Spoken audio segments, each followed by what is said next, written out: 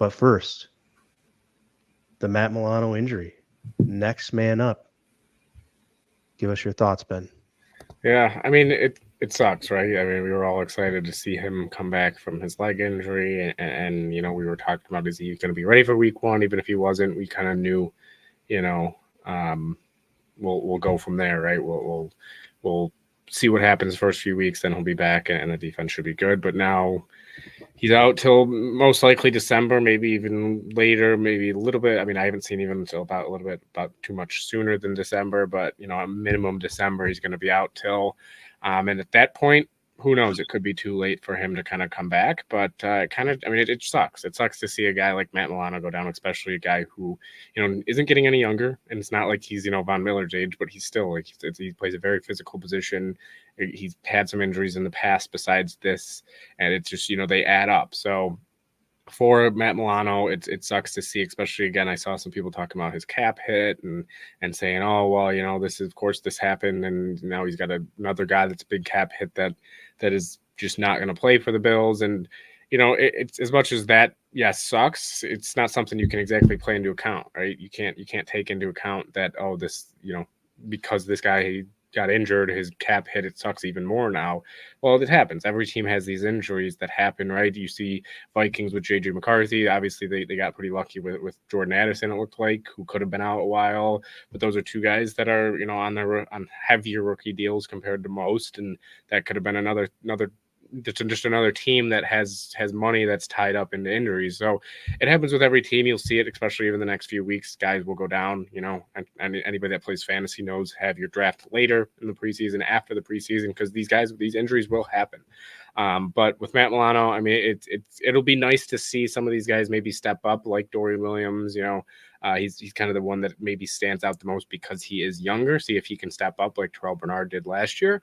But you just hope the best for Milano injury-wise, hoping that he can recover fast. And if the Bills are in a position where they need to rush him back, hopefully he can be rushed back without too big of a risk for it to be a huge issue or a huge risk for him to play. So we'll see what goes on, see how Dorian Williams plays, Nick Morrow, Deion Jones, guys that can step up. But, they played without him last year for a while. I think they can do it again this year, and they can hopefully still be in that spot to be in the playoffs and make a run, hopefully when he starts to become healthier.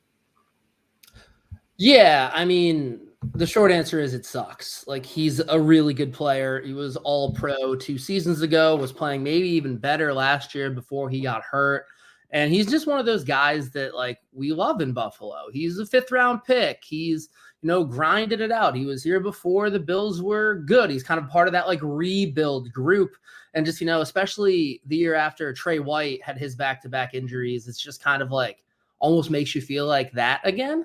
So it just sucks because 1, he's a really good player, but 2, he's a leader on that defense. He may not be the most vocal guy. I don't really think he talks at all, but just like lead by example type guy. And like, you want to play hard because he's playing so hard next to you. So yeah, next man up, like we said. That's why they drafted and signed all these linebackers. We said, on our roster preview, we felt the linebacker position was probably the deepest position group on the team. And that's really going to be tested now. And we're going to find out. And this is one of the reasons that they did that, because Milano's health was a question. Obviously, no one thought that, his meaty biceps that he has were going to get injured, but his leg, like, we weren't sure exactly what he was going to look like. So, obviously, you don't want injuries. They're never a good thing, but I do think this is one that they will be able to bounce back from. They're really deep at linebacker. That's why they drafted Dorian Williams last year. That's why they signed Nick Morrow. That's why they drafted Ulo out of Washington this season, brought in Deion Jones as a camp body to maybe see if he has any, shades of 2019 left in him. So glass half full, I'll say that, maybe it's a little bit better that it happened in the preseason versus week 5 like last year. So now they have some time to figure it out. They can see, like, is Dorian Williams the guy? Can Nick Morrow step in if he's healthy? If not, they can maybe address it from outside. Make a move, bring someone in, free agents available, something like that. So it really sucks, and he's a really good player. But I do think that this defense still can be really good in his absence. Yeah, for sure. Obviously, the ceiling is maybe a little bit lower because you're never going to say the Bills defense is going to be better without Matt Milano. That's not something I'm ever going to say. So the ceiling maybe gets a little bit lower for this defense not having him. But look, still a window for return potentially. People are talking December. I'm thinking, December 29th against the Jets at home would be a great debut game for Matt Milano. Get him a couple games under his belt before going into the postseason potentially. So we'll see how that all works out. But that's my glass half full look at it is okay. If he's now on the shelf and we're basically getting him back for a stretch run, that's ideal because now fully healthy Matt Milano comes in at playoff time. People are not really sure what this defense looks like with Milano as a part of it because he hasn't played in 25 plus games or whatever it will be when he comes back. That's only going to help the Bills in my mind. But now they have to get there because they're going to, their offense may struggle at times and they may rely on the defense at times to get them to the playoffs. And now the defense may be, or I will just say it is, less reliable without a Matt Milano on it. Just the fact of the matter. Not to say it can't be successful. It's just not as good, can't be as good when your all pro linebacker isn't there. Now, they were still successful last year and they still will be successful this year, but just a matter of the ceiling of that defense, what it can accomplish is going to be a little bit less, in my opinion, without Milano. And it's not to say this team's not going to have success, but as a unit, obviously better with him. They're going to figure out how to go forward and have success without him. And other than that, it's just like we said, next man up, keep going, and hope for the best. Kind of hoping for the best. And Dorian Williams obviously has given us shades at times. Deion Jones has some skills.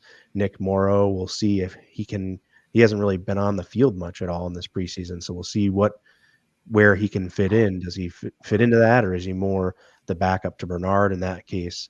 Um, and we know Balen Spector has been handling that role as well. What does Balen Spector offer for an option there? I'm not too sure yet. That's one of the things we're going to be hoping to see in this week, even as soon as this week, to kind of see, okay, who gets that rep next to Bernard? Is it one person, multiple people? And the other thing is they have had a banged up linebacker core already, it seems, in the preseason, which is, like you mentioned, concerning given that this was kind of the strength of the team on paper going into July or August. And now it's less than that.